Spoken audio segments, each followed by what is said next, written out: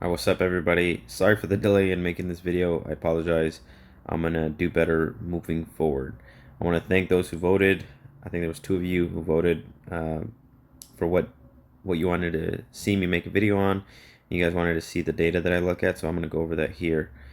I use M1 Finance. If you've never seen any of my videos, I use M1 Finance, so that's what I'm gonna go off of for now. M1 Finance doesn't have a whole lot of information when it comes to financials.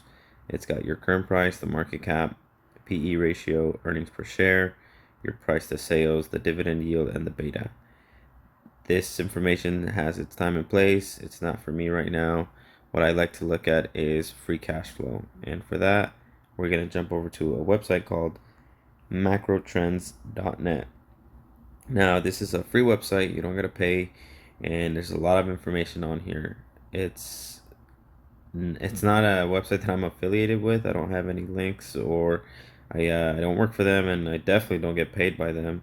But I like it because the format is pretty easy, and it's got a ton of information. So once you hit that stock research, you'll come here to the search tab. We're gonna use Home Depot as our example. So we're gonna use this income statement right here. Boom, we'll click on that, and then we're gonna go to the cash flow statement. Okay, so on this cash flow statement, the free cash flow is not already calculated for you, so you got to do a little bit of math. It's nothing crazy, and we're going to look at a total of three things from this tab. So we're going to look at this cash flow from operating activities, the net change in property, plant, and equipment, aka capital expenditures or CapEx, and the common stock dividends paid, this bottom tab right here. So what we want to know is the free cash flow. So in order to get the free cash flow, we subtract our net change in property, plant, and equipment from our cash flow from operating activities.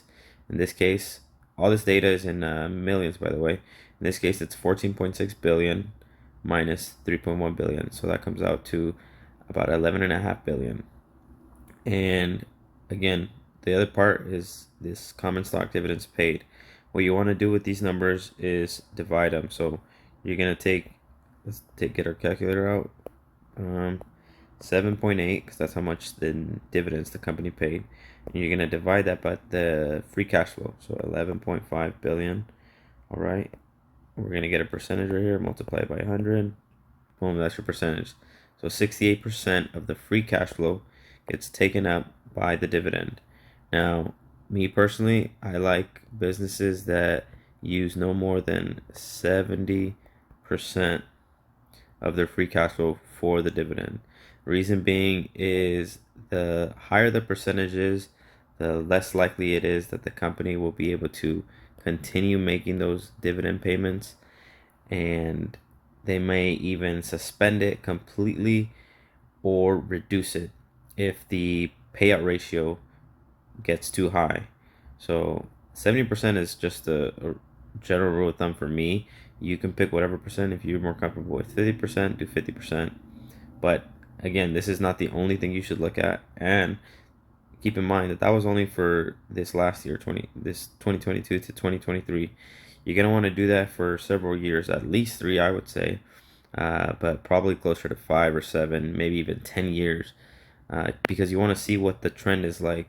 You want to see, here we'll do the previous year real quick.